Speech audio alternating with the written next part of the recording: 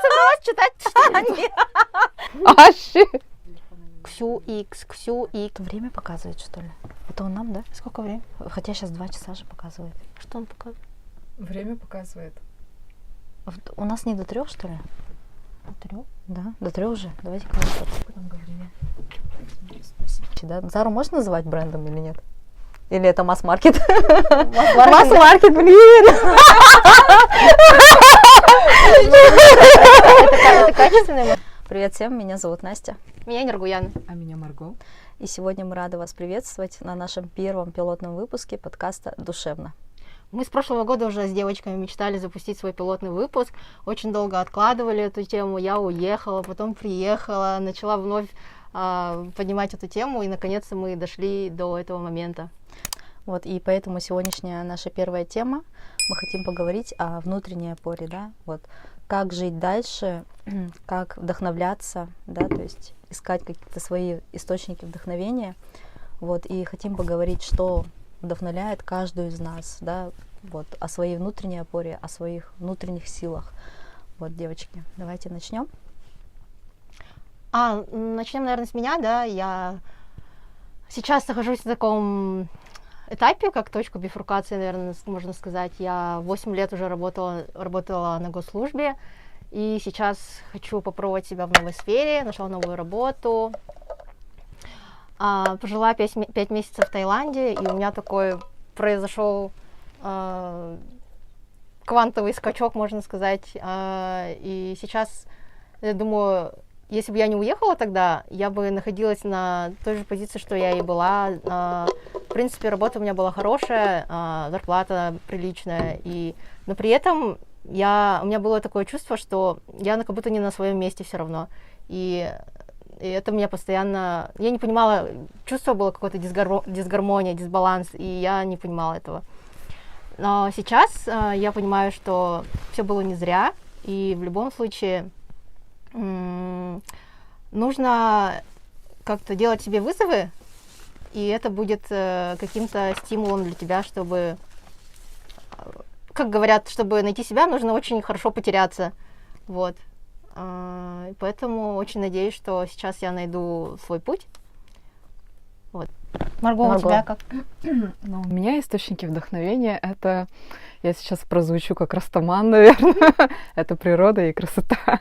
Вот Да? реально. Да, вот Мне кажется, это вообще далеко от природы, если честно. Нет, Да? не так уж прям далеко. Да. Вот бывает такое, что хожу по улице, смотрю на листочки, смотрю на траву, смотрю на людей, на окружение, на закаты, рассветы, на облака, и я такая, блин, насколько же это красиво. И это ведь поддается еще каким-то законам же физики. И вот эта вот фрактальность, если рассматривать вот эти вот листочки, они очень красиво вот изнутри так извиваются, очень красиво у них так идут жилки, и сразу появляются в голове какие-то сюжеты. Становится сразу очень приятно, комфортно на душе. И красоты — это скорее вот если видишь что-то очень красивое такое, у меня аж дух захватывает, бывает. Вот даже забываю, как дышать, настолько меня это просто в себя поглощает, и я готова смотреть на что-то красивое очень долго, и что-то изучать для себя, что-то впитывать вот новое. И прям, ну вообще, я уже готова делать что-то свое уже. Вот дело в том, что я всю жизнь, получается, если все затронули свою тему бэкграунда, я всю жизнь очень много времени уделяла учебе, потом очень много времени уделяла работе, и в конце концов поняла то, что, ну, это все не мое, это было, в принципе, навязано. У тебя же семья еще ученые, да, получается, Да. и ты как бы подсознательно шла по этому пути, но на самом деле это не твой путь. Это не мой путь, да. Да, вот дело в том, что вот у меня отец, он доктор наук, профессор, и мать у меня вот работала в доме ребенка, и родители у меня были достаточно такие консервативные. Сейчас-то уже все нормально на лайте, мы с ними нашли общий язык, и они говорили, вот главное учеба, потом главная работа, вот белая работа, белая зарплата, страховка, отпуск, больничный, вот это вот вся эта вот тема, да? Я еще помню, когда ты пришла к нам в министерство и говорила, такая, я так хотела на госслужбу, и вот я здесь, а я такая уже сижу там 7 лет и думаю, да, Марго. Было такое, вот потому что вот, когда я была маленькая, я прям видела эту картину, как я сижу на госслужбе, и такая, да, как классно, у меня белая рубашка, черная юбка и вот кэблы. И я такая сижу, работаю на госслужбе и самая счастливая. Но как оказалось, это не так, потому что вот все же взаимосвязано как-то. Видишь что-то красивое, видишь природу, вдохновляешься и хочется делать что-то еще. И у меня это выливается в рисование. И вот я решила стать все-таки художницей, исполнить свою мечту всей своей жизни. И, дальше провести уже свое время так, как именно мне бы хотелось. Потому что оказалось, что вот эта вот тема вся с учебой, с работой, она была навязана все-таки. Да. А ты завершила свое обучение? Свое обучение, да, я завершила. Дело в том, что у меня вот был такой план, то, что да, я понимала, что я хочу начать рисовать, да, я понимала, что я хочу стать художницей, но для того, чтобы начать зарабатывать на этом деньги, нужно иметь какой-никакой навык. А я всегда вот просто рисовала для души, для себя, где-то там в уголочке, в тетрадке. Не было ничего такого, серьезных намерений. А когда вот эта идея в голове раз появилась, я выстроила вот план обучения. Ага, вот здесь мы изучаем основу диджитал рисунка, здесь мы изучаем анатомию человека, здесь мы смотрим на композицию, здесь мы смотрим на светотень и прочие вот правила рисования. И я завершила свое обучение полностью и готова ворваться в новый мир. Да, у тебя же сейчас и так уже заказы есть, да, по-моему? Заказ у меня был в прошлом году.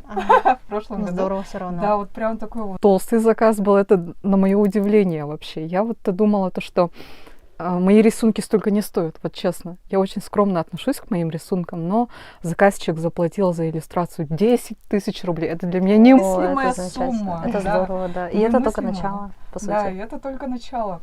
И оказался доволен, я была в шоке, неужели так бывает действительно? И я заряжена на успех, да. Классно. Да, очень классно, да.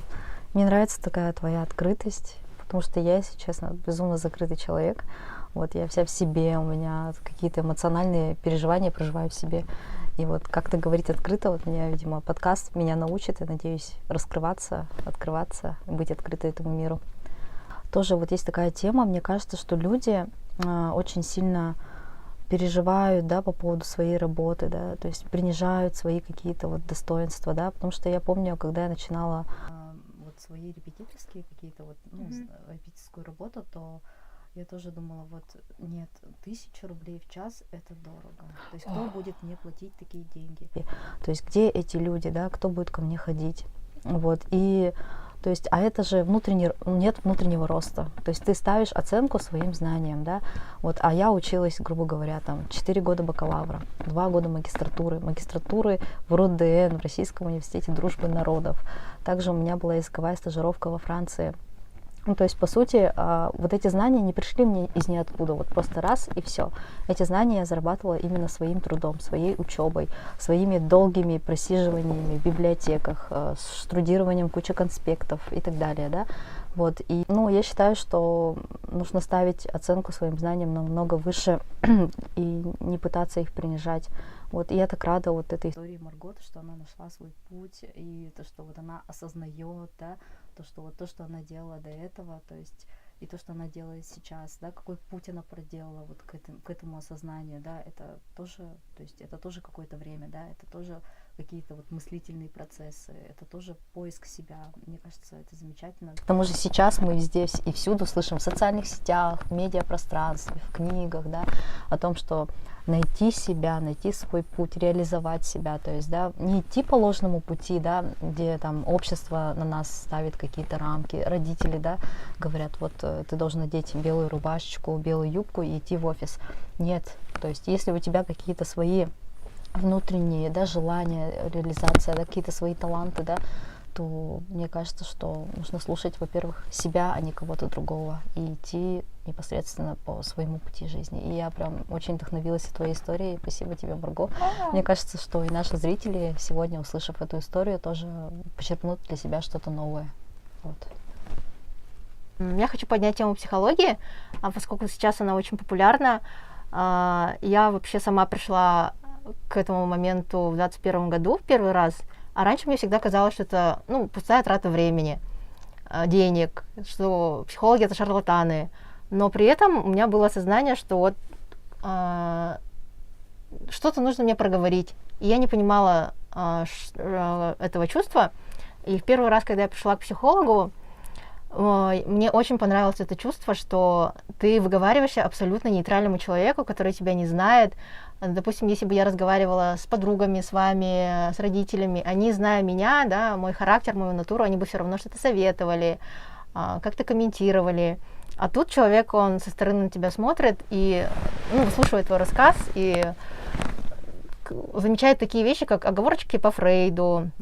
Да, и первое, что я помню, она сказала, такие элементарные вещи мне объяснила, как, допустим, разница самоценности и самооценки, что, допустим, самооценка, она в течение дня может хоть 10 раз падать, 10 раз подниматься, а вот самоценность — это чувство, которое в тебе вот сидит, прям заложено с детства, и никто его не может поколебить.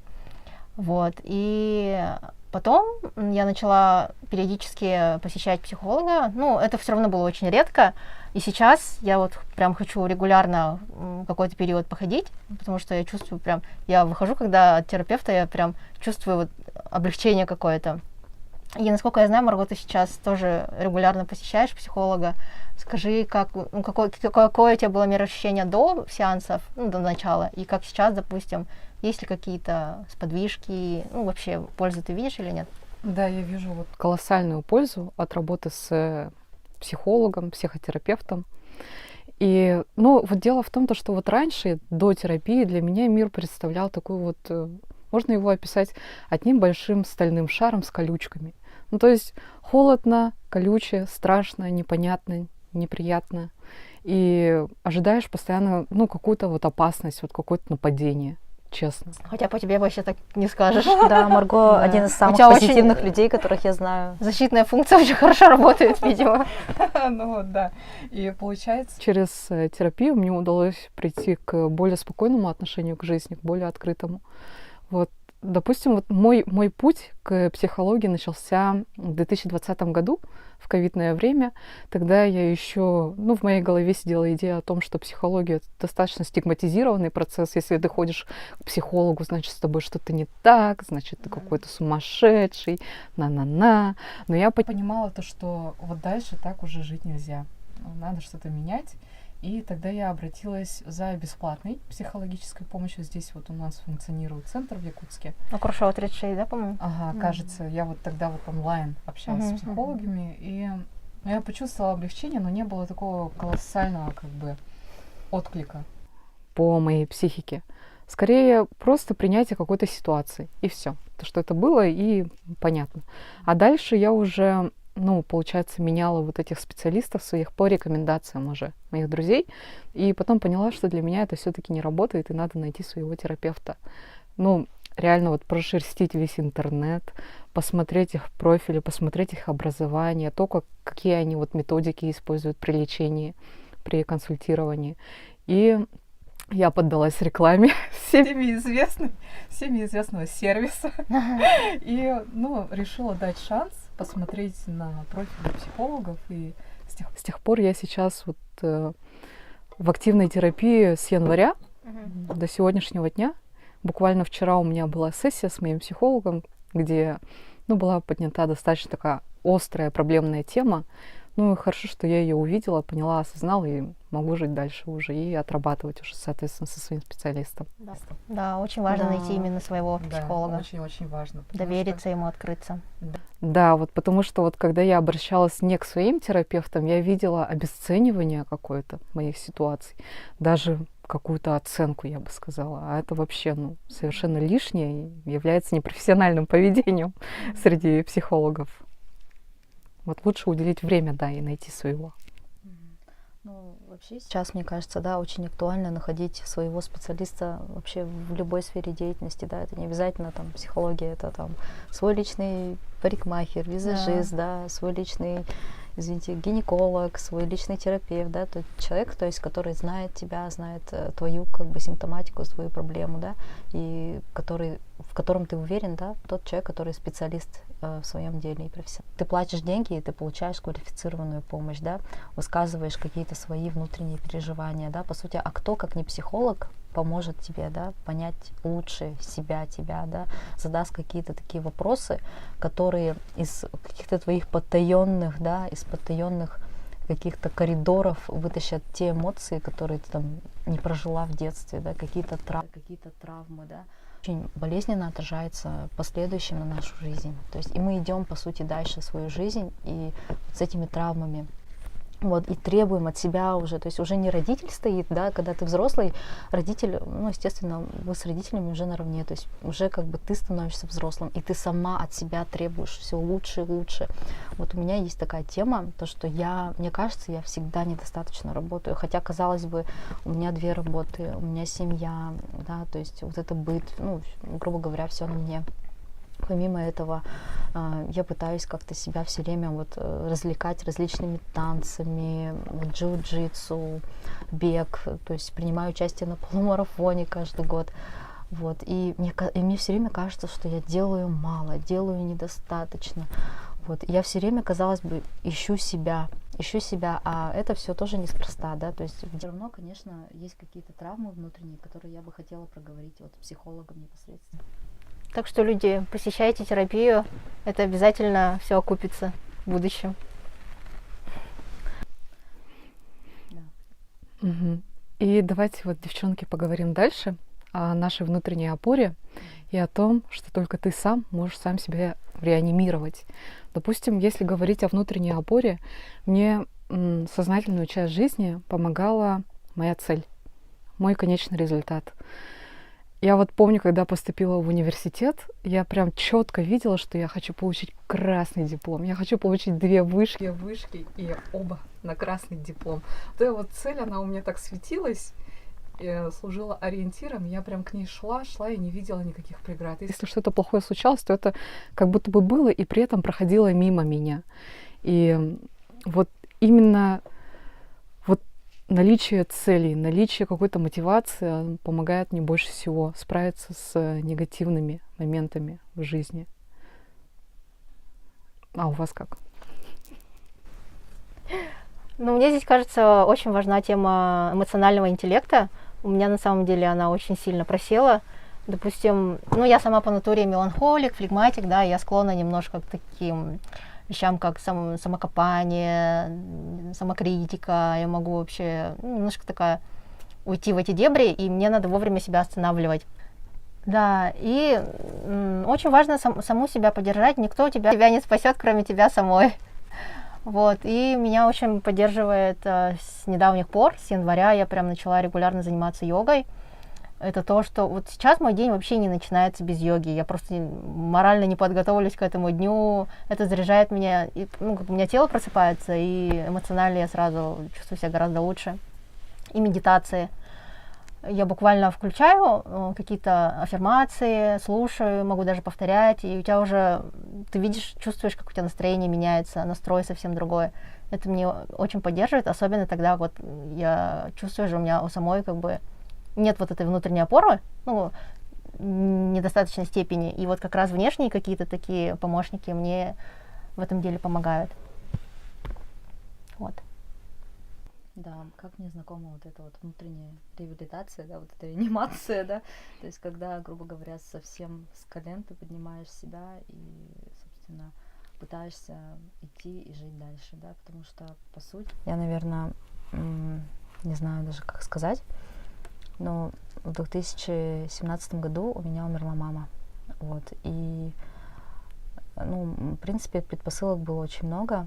Вот, она очень сильно болела, и я понимала, что рано или поздно это случится. Вот, но я не думала, что это случится так быстро. Вот, после того, как она умерла, мне приходилось, грубо говоря, найти в себе силы. Она умерла в Москве, то есть в клинике, и мне нужно было я была там одна, и мне нужно было как-то найти в себе силы, чтобы привести ее сюда. И я понимала, что если я вот сейчас расслаблюсь, если я сейчас дам слабину, то кто это сделает? Вот, и мне пришлось заказывать груз 200, найти в себе вот эти силы, все это как-то организовать, привести тело сюда. У меня есть такая тема, то что если, например, случается какая-то ситуация, я отключаю свои эмоции, и у меня происходит, то есть я становлюсь максимально холодной к ситуации. Вот, и мне приходится, то есть я понимаю, что вот у меня есть цель, мне нужно сделать то-то, то-то. У меня была цель привезти маму в Якутск. То есть да, мне больно, да, мне плохо, но а кто это сделает, кроме тебя? Вот если я сейчас совсем раскисну, то, собственно, я не смогу не договориться ни с кем. Вот, и мне пришлось бегать по всей Москве, все это организовывать. Вот в итоге все получилось, и вот как будто бы из-за того, что я отключила свои вот эти эмоции, я до конца не могла осознать, что это правда. Вот. В последующие месяцы я тогда не работала, я сидела дома, я закончила только недавно учебу, и, по сути, я должна была уже искать работу, но я решила себе дать время, чтобы как-то реабилитироваться. Вот, то есть я считаю, что спорт, книги, подкасты, да, это все то, что может тебя как-то реабилитировать. Ну и, конечно, диалог с собой. В первую очередь, диалог с собой. Если ты себя слушаешь, если ты понимаешь себя, то тебе уже ничего не страшно. Да, каждый должен найти то, что ему по душе.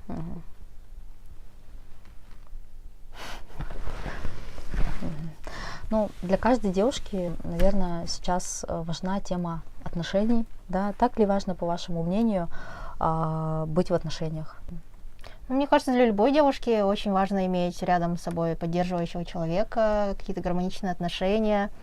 А если этого нет, то единственное, на чем стоит зациклиться, это на себе, на своем развитии, потому что если ты сам себя не любишь, если ты сам себе не интересен, то и никому другому ты не будешь интересен.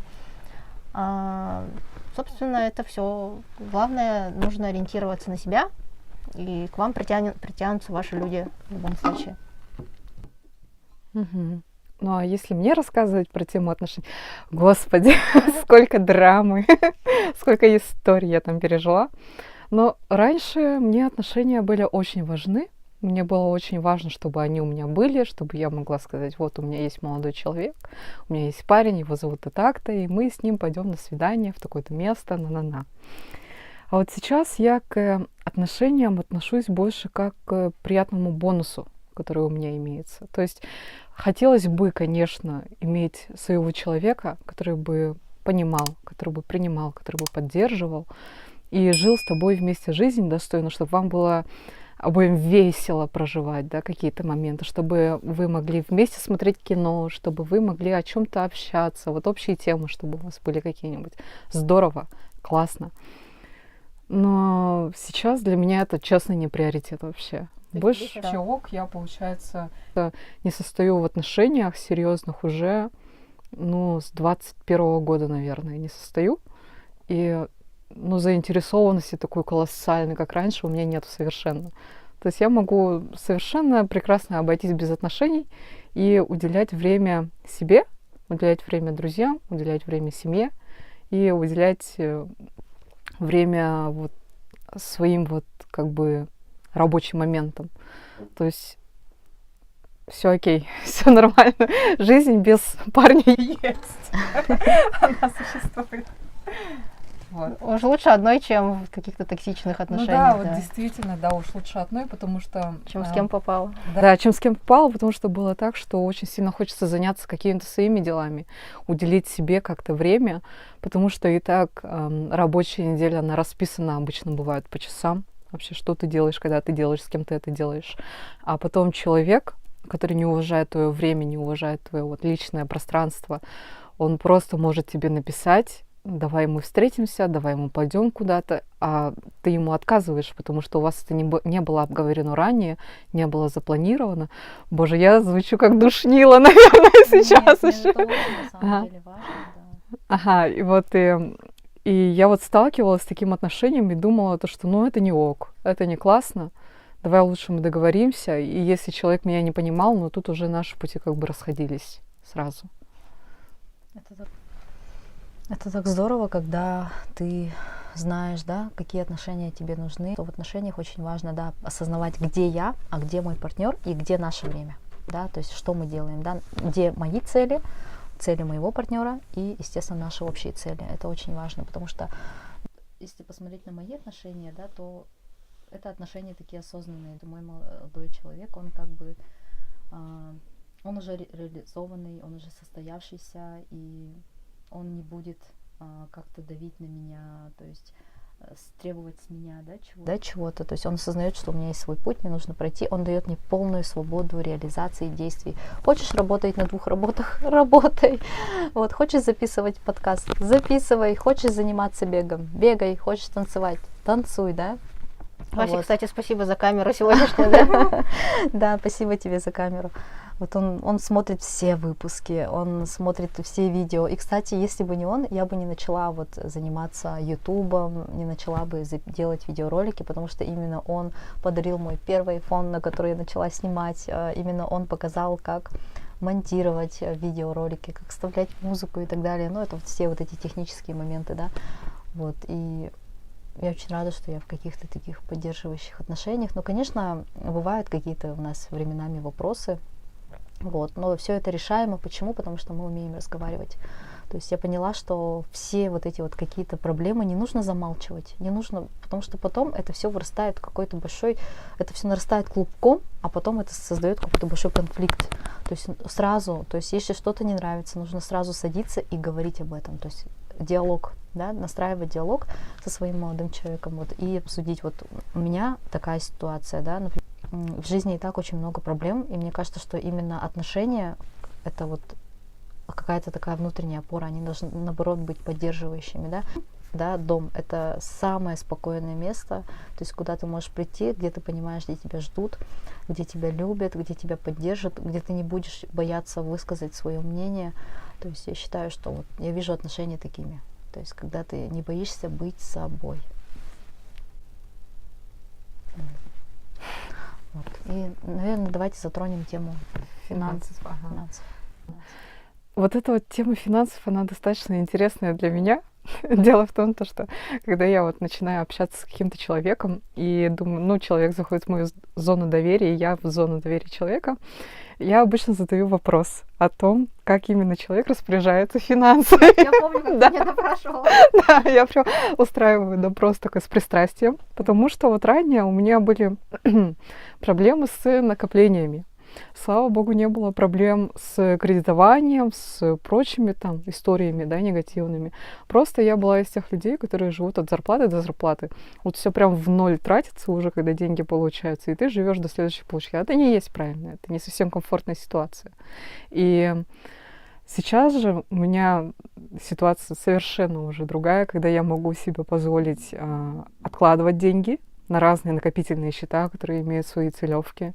Плюс я еще наконец-то начала покупать акции. Уже год прошел, да? Да, уже год прошел. Я туда кладу, конечно, совершенно символическую сумму. Там нет, российские компании. да, российские компании, и нету такого, чтобы там что-то супер много я там вложила. Нет такого. Но, тем не менее, приятно видеть вот эти вот цифры, которые из раза в раз растут, а потом компания тебе выплачивает твои бонусы за то, что ты купил их акции. Вот. Ты как минимум учишься, вообще понимаешь это. Да, в принципе, начала понимать эту тему вообще. А так серьезные акционеры, они, конечно, вот следят за рынком, вот ежечасно, ежеминутно, ежесекундно, смотрят колебания вот эти стоимости акций и продают, потом покупают что-то и снова продают, покупают. Это действительно похоже на один большой рабочий день. А я, допустим, покупаю то, что надежно. Я вот из тех акционеров, которые те самые душнилы, которые не хотят риска, которые хотят стабильности, и давайте вы мне там все эти бонусы. Поэтому здесь, да, я могу себе позволить не следить за рынком, за акциями. Я просто знаю, что рано или поздно вот эта акция, она вырастет в цене, и можно будет его потом когда-нибудь выгодно продать. Но эти деньги, они у меня просто лежат на счету, и все. Ну и работают сами на себя. А у тебя как с финансами? Ну, я вообще по профессии экономист, и сейчас же очень много разных курсов по финансовой грамотности, и, слава богу, мне как бы это все заложено. Я помню, у меня первая зарплата в 2012 году, я тогда работала в водоканале, там была самая стартовая позиция технический специалист, и я тогда получала 21 тысячу рублей. И получается, у меня была большая мечта, сразу же, как я только закончила универ, купить машину. Я прям ее визуализировала, какого цвета она будет, какой марки. И я тоже пошла работать на вторую работу. Получается, по будням я работала в водоканале, по выходным, я помню, работала в ТРК Туймада в детском магазине. Он до сих пор сейчас есть, он называется «Кокетка». И, получается, я жила на деньги, которые зарабатывала в магазине, а то, что я зарабатывала в водоканале, я полностью откладывала в течение полугода, по-моему. И заработала, накопила на первоначальные взносы и взяла кредит. То есть у меня всегда, даже при такой маленькой зарплате на тот момент, 21 тысяча рублей, я четко знала до рубля, куда я что направлю. Обязательно у меня четверть зарплаты накопить на что-то, на какую-то материальную цель, допустим, на автомобиль. Четверть зарплаты обязательно на путешествие. Это у меня прям главная часть, одна из основных частей моей жизни, поэтому раз в год я обязательно куда-то выезжаю, в какое-то интересное новое место. И мне кажется, вот простая систематизация, она очень важна, и именно четко знать, какие у тебя приоритеты. Допустим, у меня вот приоритеты путешествия и там какие-то мои крупные покупки, но при этом, естественно, я во многом себе отказывала. Допустим, я в то время не так много гуляла, точнее, очень редко гуляла, не покупала там какие-то брендовые вещи. То есть четко должен знать, какие у него приоритеты, и идти согласно им. Замечательно. Я очень удивлена, вашим таким опытом, интересно. Тоже одна из, наверное, таких прям важных частей, тоже приоритетных. В общем, я четко понимаю свои какие-то приоритетные вещи, что мне нужно. У меня есть два источника дохода, грубо говоря, моя основная работа и моя вторая работа.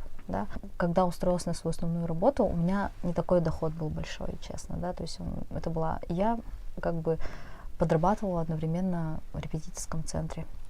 Потом решила работать на себя, потому что репетиторский центр, там очень низкую зарплату. То есть ты проводишь, грубо говоря, урок, тебе платят всего 500 рублей в час. Это достаточно маленькая сумма. Что сейчас вы купите на 500 рублей? И я уже поставила свою оценку, то есть сколько я хочу, чтобы я начала тоже там сначала с 500, потом 700, 800, сейчас 1000 рублей. Но сейчас я уже отошла от темы репетиторств, потому что у меня уже есть вторая стабильная работа. В этом году я заинтересовалась темой вкладов. Я подумала, почему у меня вроде бы я расту финансово, а денег все равно как будто бы надо же что-то куда-то откладывать, я тогда еще очень сильно мечтала о своей собственной квартире. В целом я и сейчас мечтаю, даже находясь в отношениях в браке, я все равно подумываю о покупке собственной недвижимости, Я решила откладывать какую-то часть своей зарплаты, но я обычно откладываю 50%, такую достаточно приличную сумму. И я откладывала в банк, открыла вклад. И он у меня рос, я ежемесячно откладываю там по 30, по 50, все в зависимости, конечно, насколько бывает же такое, то есть в какой-то месяц мне нужно там купить там определенные, например, туфли, грубо говоря, которые там стоят приличную сумму денег для танцев, например, для танцев я недавно покупала себе хилсы, они стоили сколько?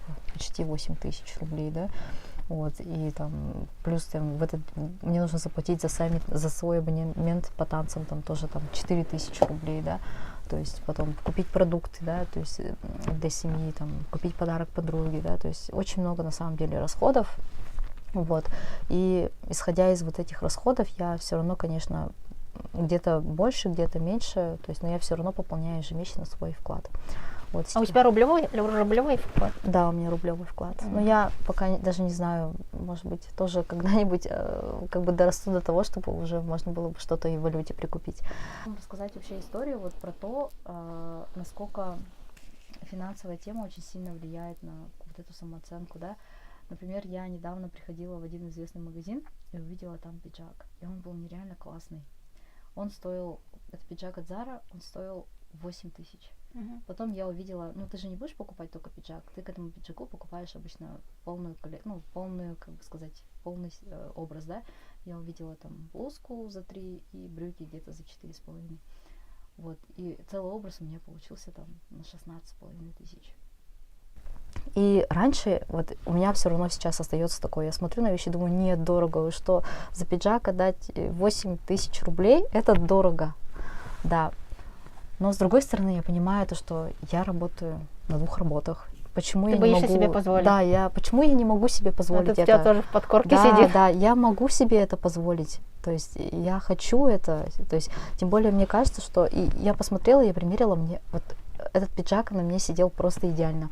И я увидела себя и подумала, а почему я не могу себе позволить? Может быть, если я куплю этот пиджак, я заработаю еще больше денег, да? То есть я вкладываю себя, да, то есть в свой образ, в свой внешний вид, да? Вот, а как говорится, по одежке встречают, да? Почему я не могу позволить себе? Вот, и я подумала, я посмотрела свой, ну, я открыла свой Сбербанк, смотрю, у меня там столько-то денег, и думаю, в принципе, я же могу себе позволить. В принципе, это малая часть суммы, которая у меня там лежит. То есть у меня там лежало, грубо говоря, там 70 с лишним тысяч. Я подумала, ну, там 16 тысяч я потрачу, у меня там останется там 50 с чем-то.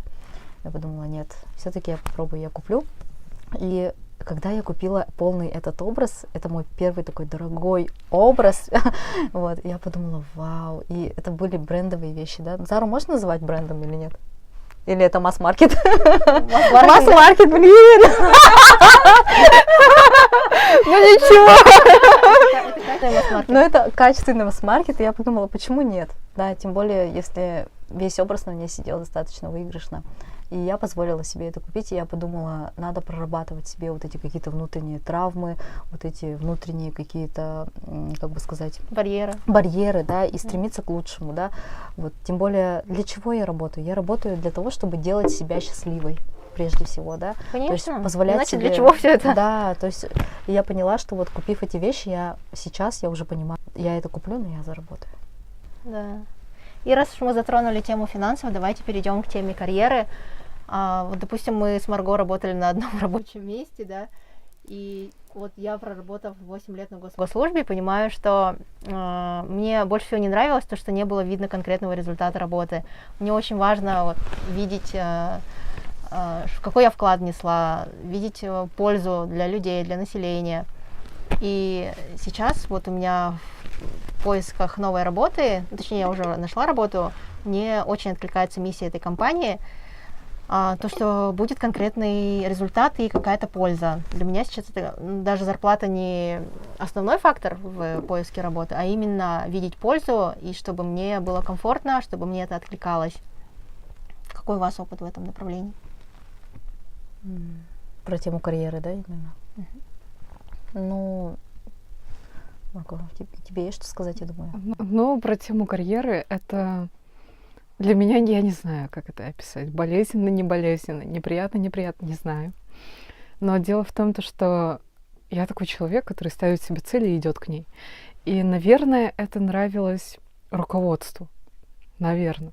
Дело в том, что я никогда не стремилась к руководящим должностям. Мне, наоборот, вот, насколько мне известно, работа может в общем и в целом делиться в 2 направлениях. Либо ты идешь дальше, растешь как руководитель, либо ты растешь как эксперт.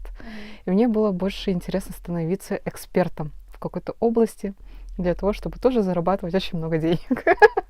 И вот когда я работала на своих, получается, предыдущих должностях, мне довольно часто предлагали: вот тебе такая должность, другая, следующая, давай-ка ты будешь руководителем. Вот тебе следующая ступень, давай ты будешь зам руководителя. Вот тебе следующая.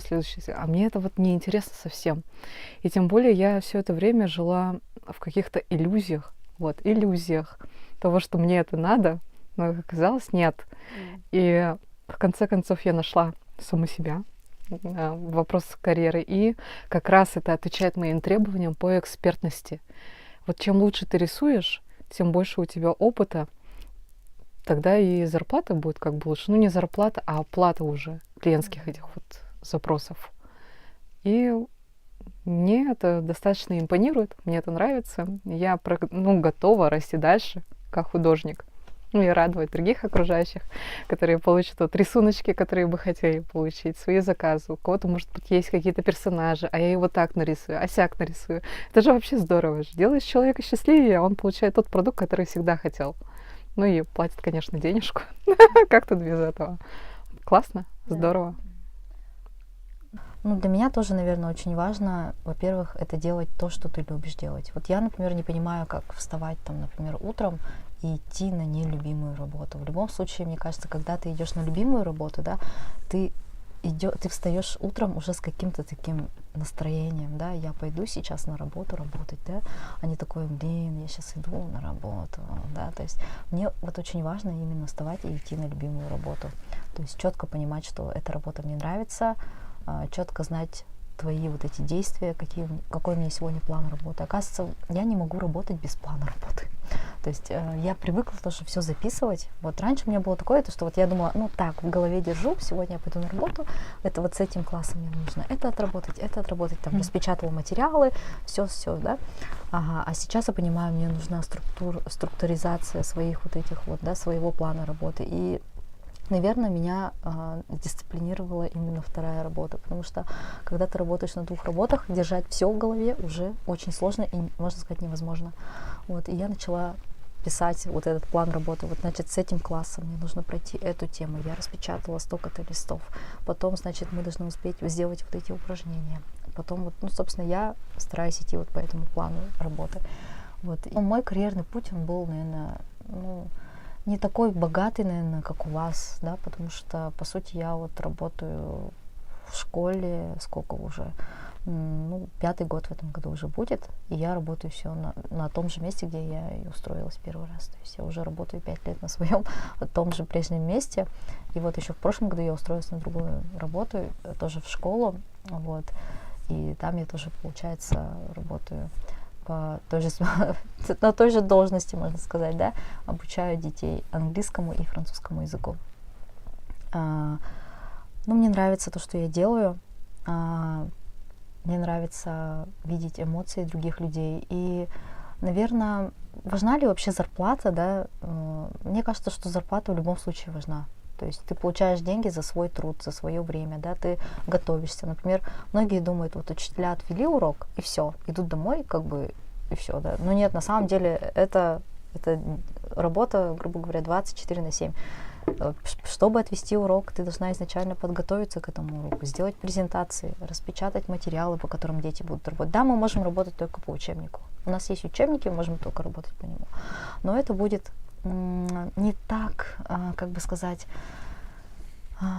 не так основательно. Это будет скучно, то есть детям намного интереснее работать с материалами, которые я приношу, то есть, да, вот по презентациям, по каким-то сайтам, то есть по каким-то, собственно, интересным квизам, то есть в разные форматы нужны, аудио, видео, да, мы поем песни даже иногда, то есть, ну, мне кажется, что очень важно, чтобы работа была такой разнообразной, и мне самой интересно. Что касается финансового плана, да, то есть мне хочется приходить на любимую работу и делать то, что я люблю, и получать за это хорошие деньги, вот, наверное, так. Здорово, правильно. Действительно, деньги, они реально важны. А кто говорит, что не важно, они Да. не правы. Да, потому что, извините меня, у каждого из нас есть семьи, есть какие-то свои внутренние хотелки, свои цели, планы, мечты, и на это тоже нужны, наверное, какие-то финансовые источники, да, дохода.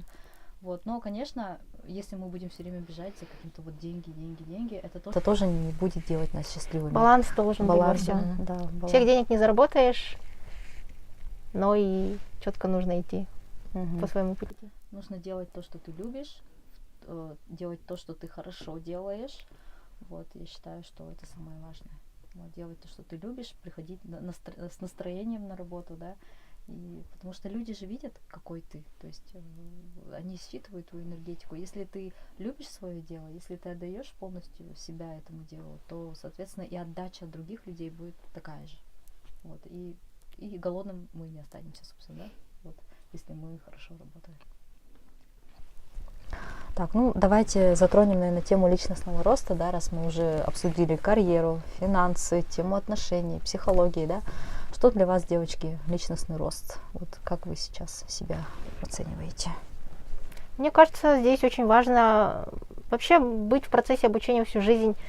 Ну, я очень элементарно скажу, что это не так, что ты получил высшее образование и на этом все. Все успешные люди, они всю жизнь учатся, и здесь важно даже не то, чему ты учишься, а именно, что ты в процессе сейчас очень много разных курсов, и чаще всего мы платим даже не всегда за знания, а чаще из-за окружения, за общение. У тебя в любом случае просыпаются там новые нейронные связи. Все так или иначе будет не зря, и, возможно, ты это поймешь не сразу, а спустя какое-то время. Там, я не знаю, ты будешь где-нибудь в Испании и вспомнишь, что, ага, я там учил там 10 лет назад испанский или что-то. Ну, это все равно все к вам придет в какой-то момент.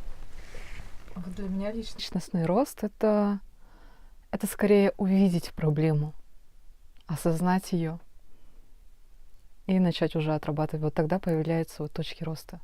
Для меня это лично так. Вот, допустим, есть какая-то проблема, которая постоянно фонит, из-за нее, вот, да, вот мне лично внутри.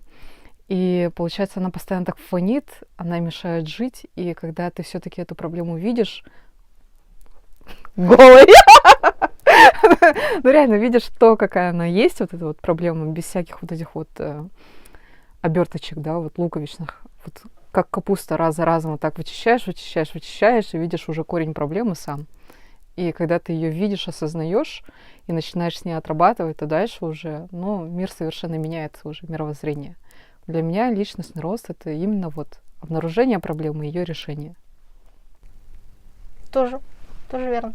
Я считаю, что девочки правы, да, мне понравилась тоже мысль Нюры, то, что, как бы сказать, твой личностный рост не заканчивается на том, что ты получил там 2 вышки и получил свои дипломы и вышел в свет, да, то есть личностный рост — это ежедневный труд, да, то есть это ежедневная работа над собой, то есть мы живем, сколько мы живем, столько мы и работаем над собой, да. Что для меня личностный рост, да, ну, наверное, это как бы сказать, рост не только профессиональный, да, в плане карьеры, да, но и каких-то внутренних вот этих вот процессов. Личностный рост — это там в разных сферах, это спорт, да, например, когда хочется, например, бежать уже не 5-10 километров, а уже хочется там 15 бежать, да, то есть для этого нужно ежедневно тренироваться, да, например, через танцы. Я очень люблю танцевать, я нашла себя в high heels, мне это очень нравится. Не сказать, что это у меня прям очень круто получается, но мне это очень нравится. Через танцы, мне кажется, ты вот как бы через танцы, в танцах ты проживаешь свои вот эти эмоции, свои какие-то травмы, да. Например, я очень сильно тоже комплексую из-за внешности, там, то, как я говорю, то, как я двигаюсь. И, наверное, в танцах я пытаюсь вот это вот прорабатывать, вот это вот все. То есть не только в танцах, но и вообще во многом.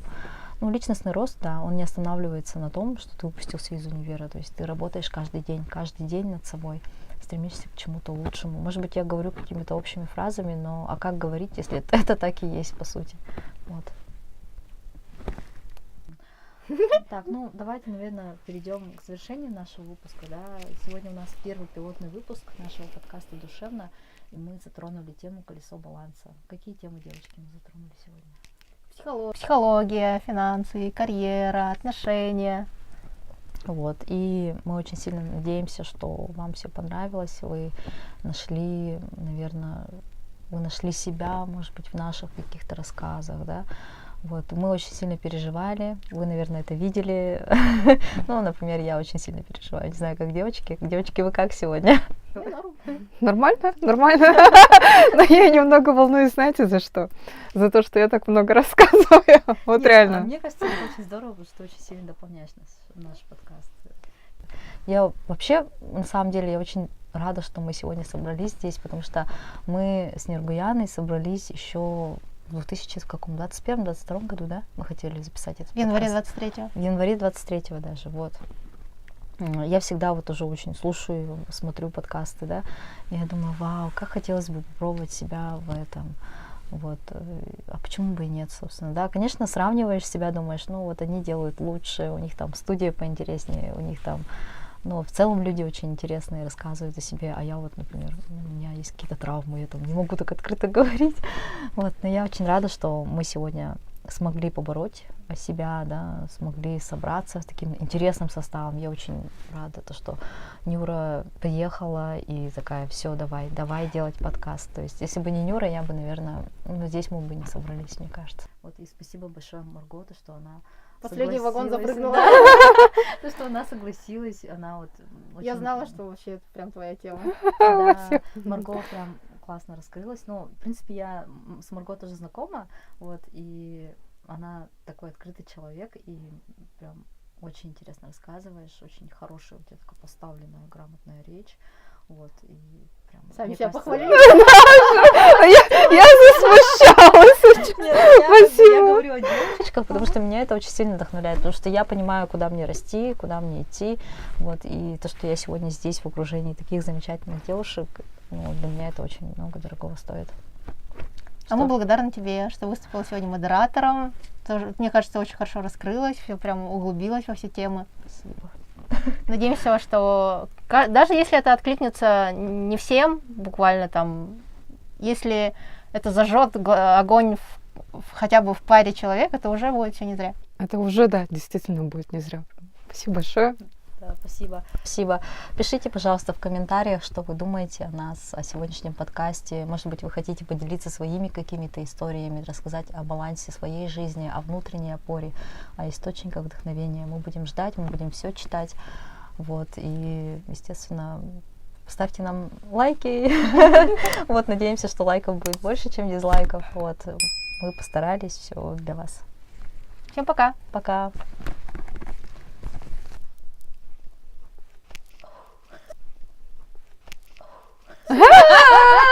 Yeah!